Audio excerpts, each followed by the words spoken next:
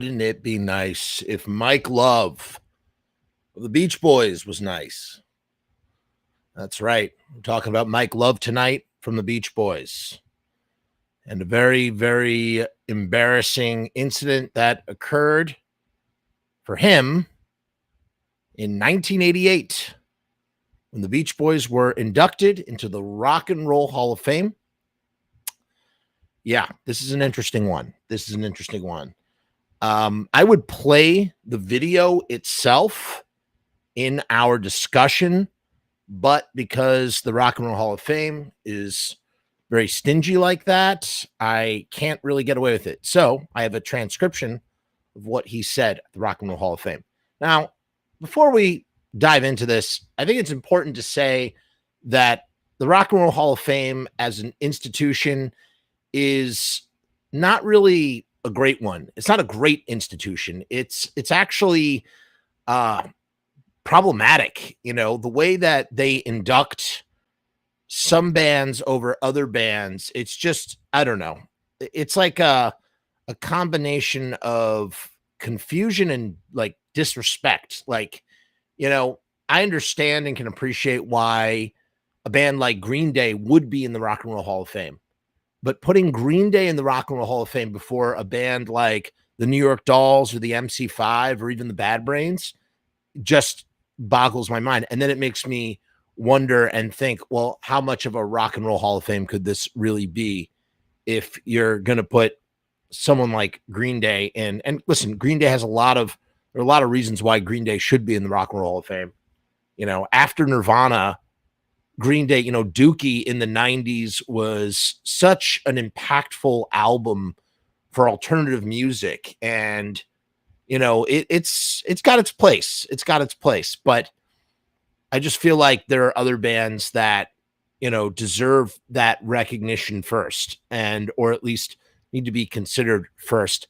Part of the criteria for entering the Rock and Roll of Fame is that you need to have been a band for 25 years. And so the Beach Boys were not eligible until the year 1988. It's the same year that the Beatles were eligible.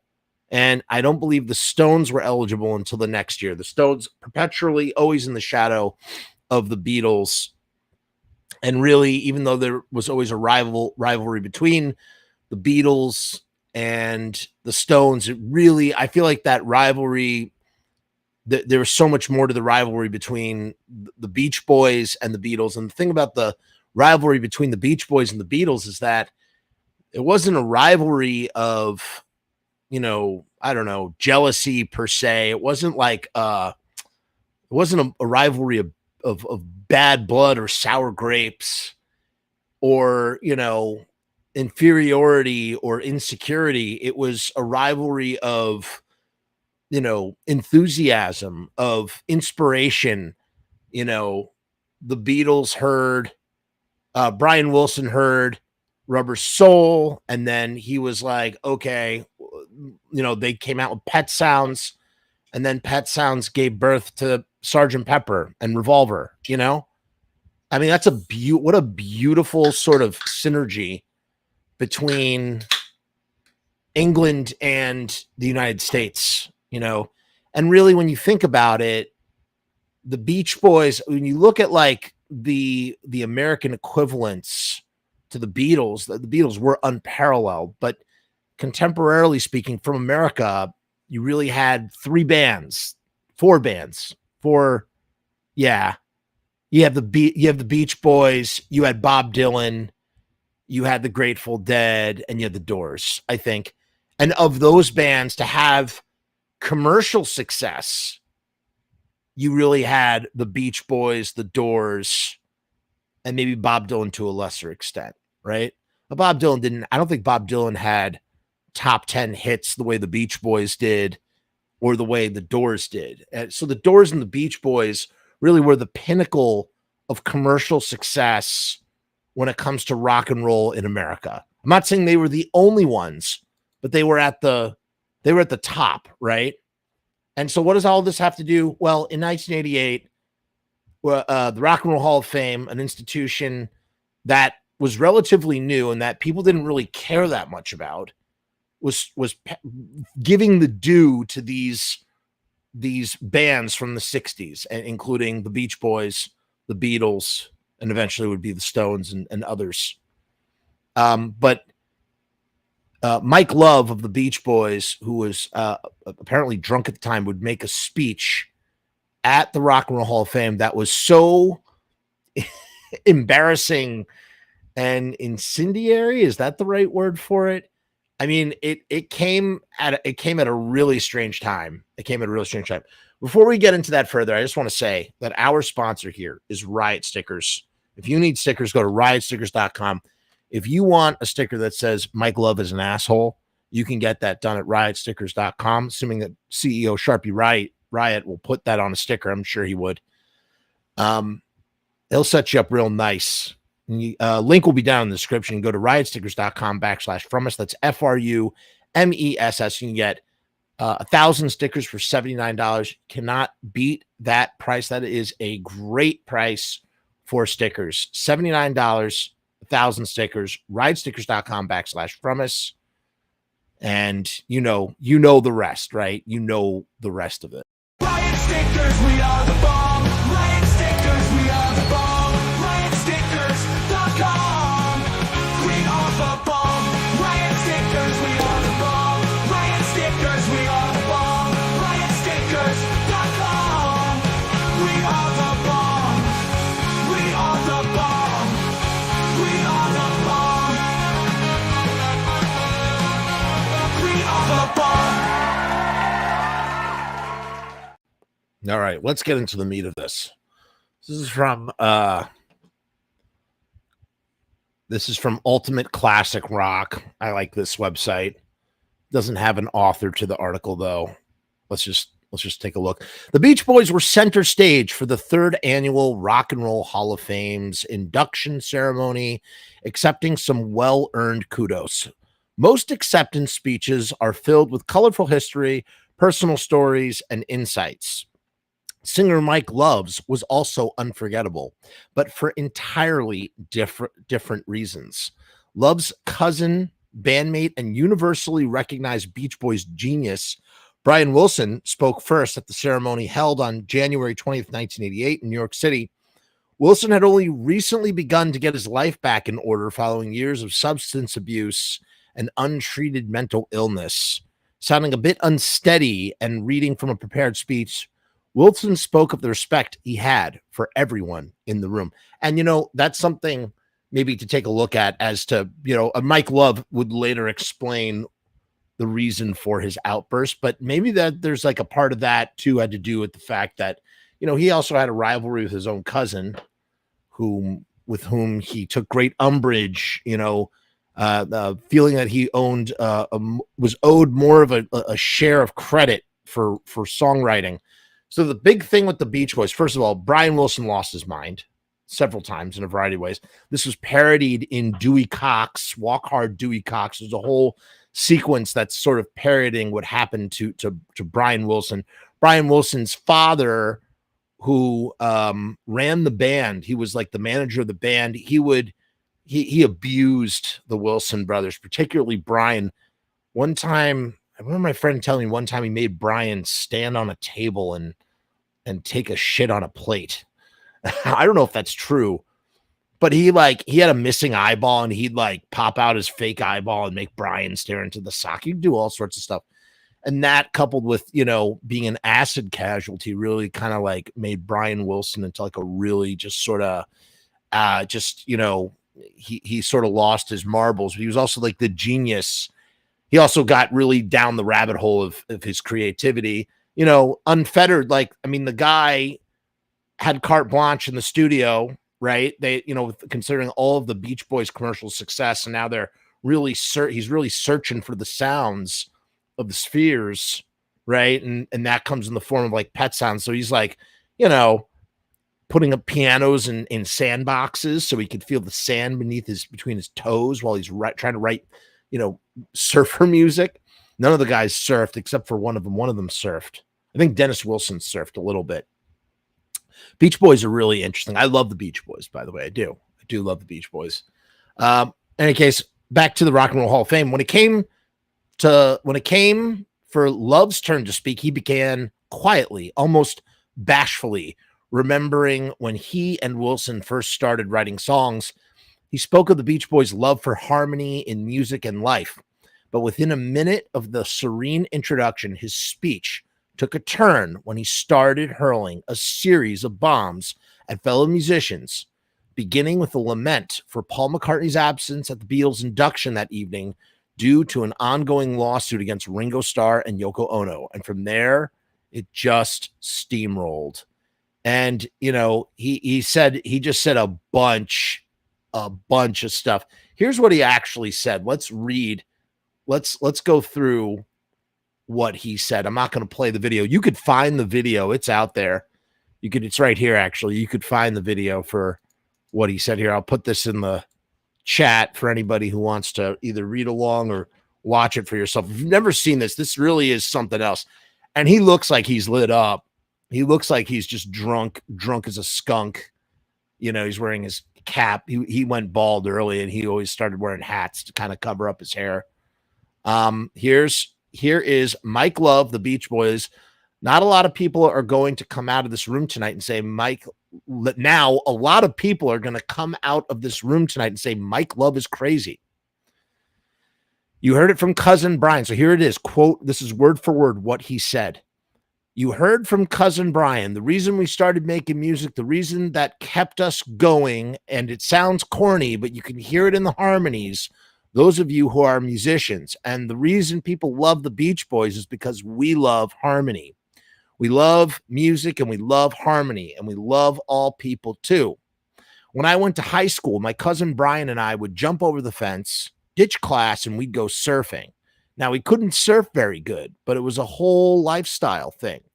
We would listen to the music, the R&B music of the time, and some of our favorite records were the doo-wop type of deals. There you go again with the harmony. And I think that it's wonderful to be here tonight, but I also think it's sad that there are other people who aren't here tonight. And there are people who have passed away. Those are the obvious ones. But the other not so obvious ones are people, and he's referring to John Lennon clearly, who couldn't be there because he had been assassinated. He says, but the not so obvious ones are people like Paul McCartney, who couldn't be here tonight because he's in a lawsuit with Ringo and Yoko. I think George was a part of that too. That's why he sent a telegram to some high-priced attorney in this room, you know, and that's a bummer because we're talking about harmony, right? And the world. If we can't get it together in America and in England and harmony within our groups, I mean, believe it. You can believe it. The Beach Boys have their own interscene, or what do you call it? Squabbles. Interscene. I don't know what the hell this word is. Let's look this up. Let's see if this comes out. Nope. That's just a interscene. I don't know. That's a typo of some kind. But that's a bummer when Miss Ross can't make it, you know, talking about Diana Ross, who also didn't attend. The Beach Boys have continued to do about what we did about 180 performances last year. I'd like to see the Mop Tops match that. I'd like to see Mick Jagger get out on this stage and do I Get Around versus Jumpin' Jack Flash any day now. Meanwhile, you know, Mick Jagger, who is still performing, you know, well into his 80s, maybe not the way he was in the 1980s, you know, is jumping around, you know, doing his peacock, his chicken dance, whatever, you know, going on and on and on, probably dancing circles around Mike Love. I mean, just the cringe. I mean, this is TikTok cringe before TikTok cringe even existed, you know? Now, a lot of people are going to come out of this room tonight and say Mike Love is crazy. Well, they've been saying that for years. There ain't nothing new about that. But what I'm talking about is, forget this room. The United States is just 6% of the population of the world. That's why I came here tonight with Muhammad Ali. Muhammad Salam Alaikum. I didn't hear you say Akalam Shalom. Akalam Aklum Shalom. He said it. I mean, he's just so drunk. Okay, I don't care what anybody in this room thinks. You know when they were you know what they were talking about? This guy with the guitar. You know Arlo's father, Woody Guthrie? Yeah.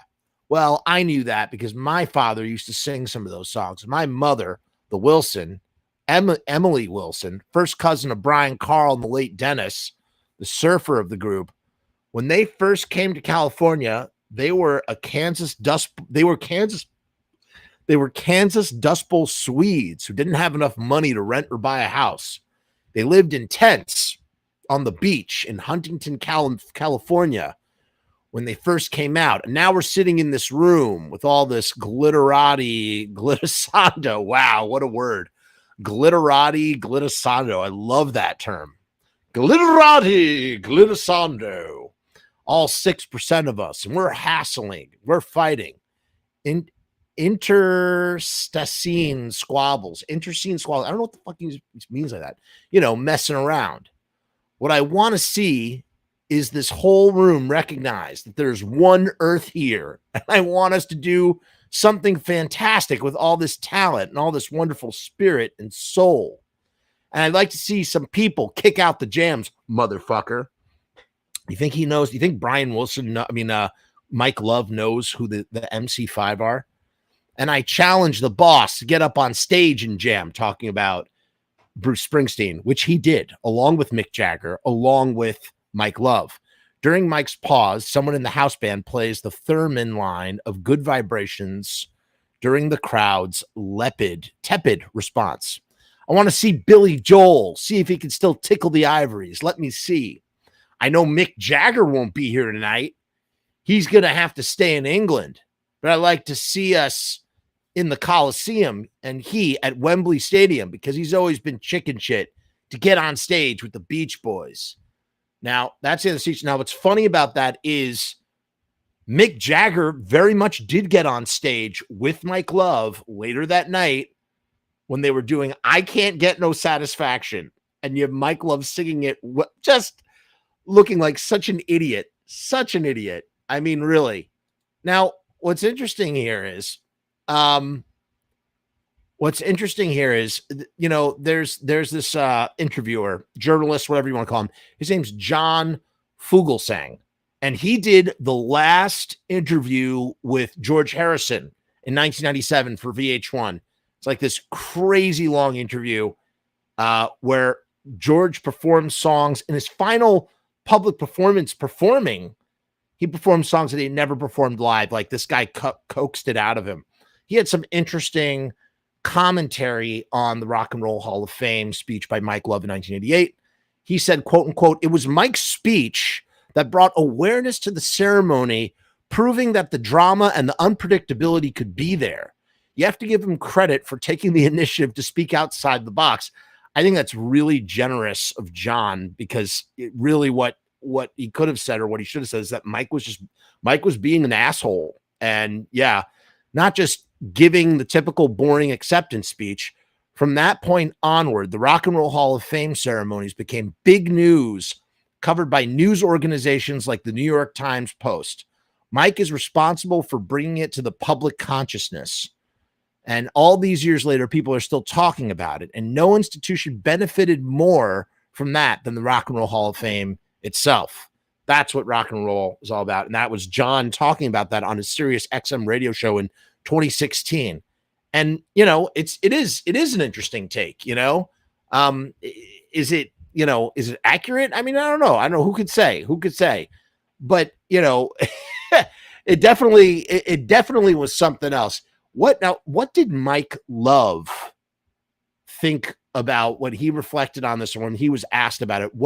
Why was he so upset? And I feel terrible. Like we really should show some of this performance. It's just, I can't get away with it.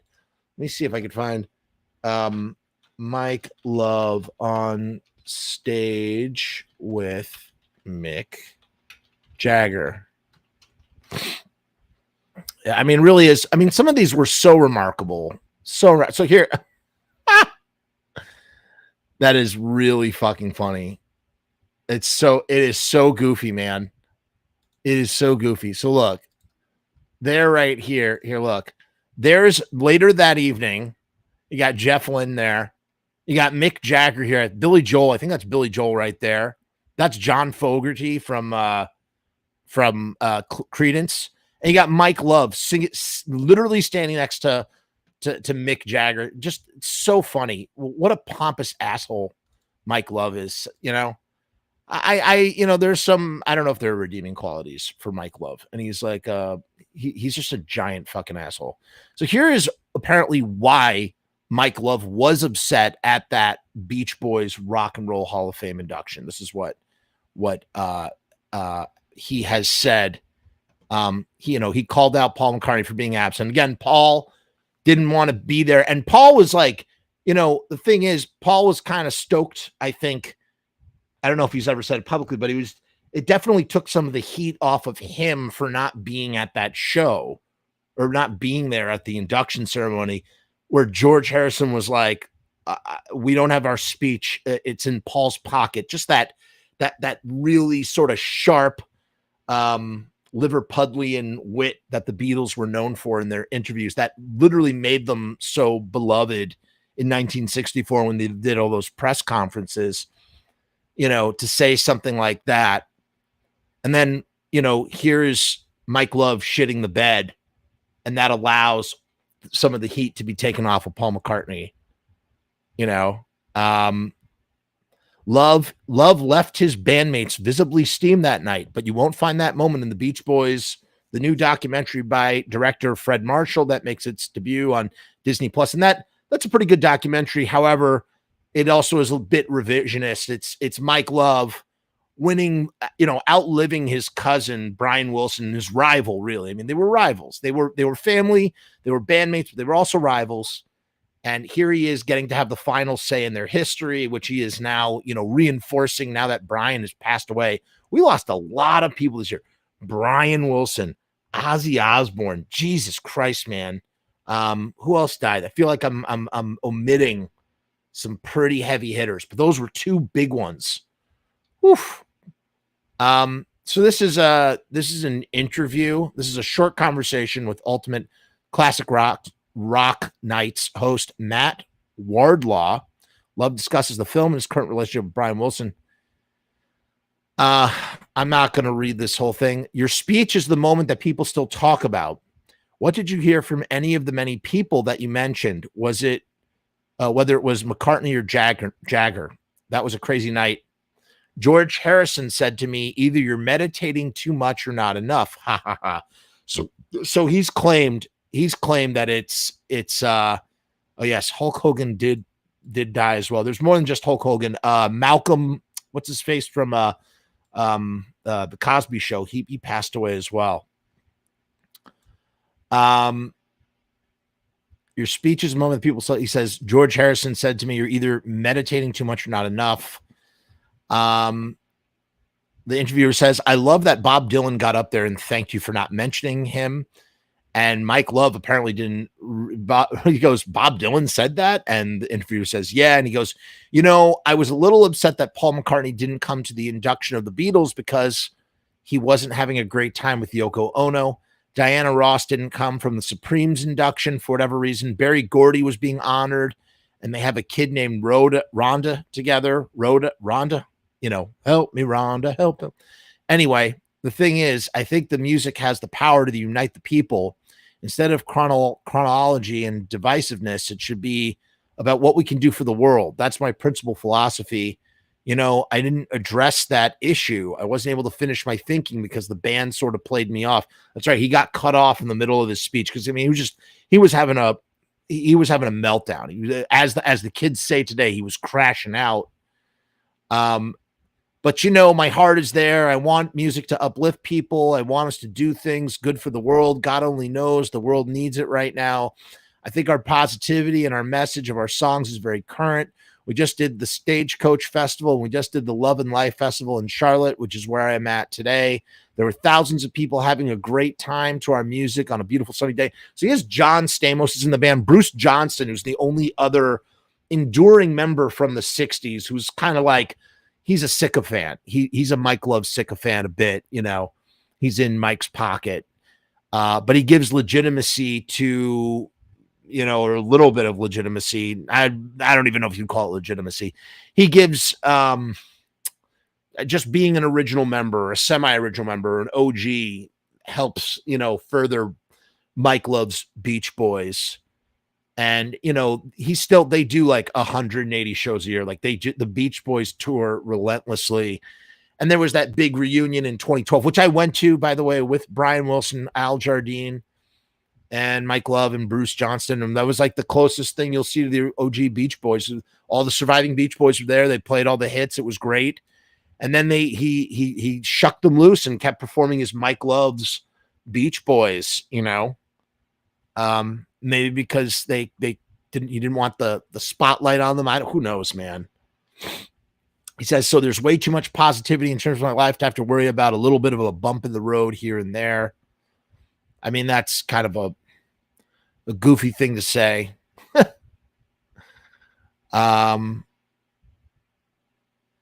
One thing we hear in the Beach Boys is how you dictated the lyrics for Good Vibrations to your wife as you were driving to the studio to sing them. How did those lyrics fully convalesce once you got in the studio? I had about 20 minutes and I had no written words, partially because Brian, like, I don't know, man. He sued and apparently he won those lawsuits. Mike Love did, but I don't know. I feel like it's commonly known that Brian Wilson he's the genius behind that stuff. I mean, it's Mike Love trying to like resecure his stake. I mean, listen, Mike Love is a very important and listen, if I don't know who's right. Who knows, man? Who knows what the deal is? I could be totally wrong. But just from what I've read and seen, from what I understand, it all seems a little silly in the long run. And that's it. That's all I really have to say tonight. I mean, I would play the full train wreck of a speech, but that stuff just gets taken down in 2 seconds, and I just don't even want to mess with it. So I won't. The video is there for you to watch. And we'll be back real soon with another show. Thank you. Peace. Hair grease. You know all the rest. Yo, check out the Patreon and the YouTube memberships. I just put a free feature-length film that I made in 70 hours about 4 years ago. I made it in 70 hours. I made a film. From writing to uploading. I made a complete movie. It's terrible. It's not a good movie. It does have the boys in Morning Noise are in it. Briefly. I don't even know if they know that they're in it. You can even see Franche Coma's in it too for like a second. It was an endurance trial just to see if it could be done. And yes, it's possible you can make a movie in 70 hours. I've done it. It'll be out there publicly eventually, but right now you can watch on I don't know why I'm still talking. I'm just going to go. So yeah, bye. Peace. Bye, Cousin Jody. Bye.